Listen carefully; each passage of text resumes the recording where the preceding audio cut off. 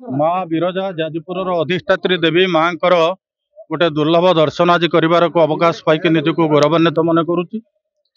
Bharatiya Janata party पूर्वपरी चलित निर्वाचन में मो उपर आस्था प्रकट करके मत जाजपुर विधानसभा क्षेत्र प्रार्थी भाव में मनोनीत कर दलर समस्त नेतृवृंद निकट में नम्र कृतज्ञता ज्ञापन करुच्ची। आसंता निर्वाचन ओडिशा इतिहास एक निर्णायक निर्वाचन होगापाई जाउची। 25 वर्ष धरिकी राज्यवासी जो सरकार जो शासन देखिचंती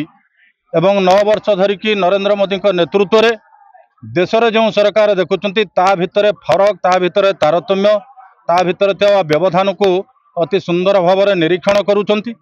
मोदी जो ग्यारंटी आसी विकसित भारत गठनर स्वप्न जो मोदी देखिचंती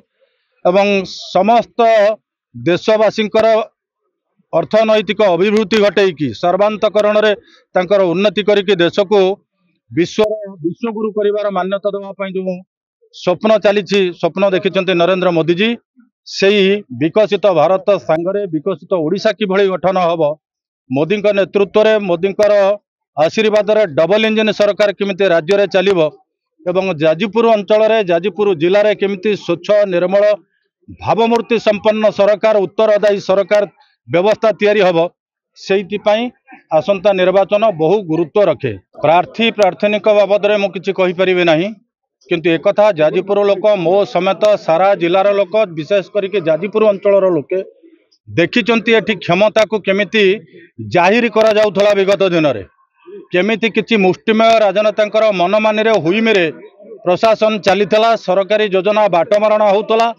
छत्रे छत्रे प्रति क्षेत्र में केमिति अन्याय दुर्नीति भ्रष्टाचार काया विस्तार करितला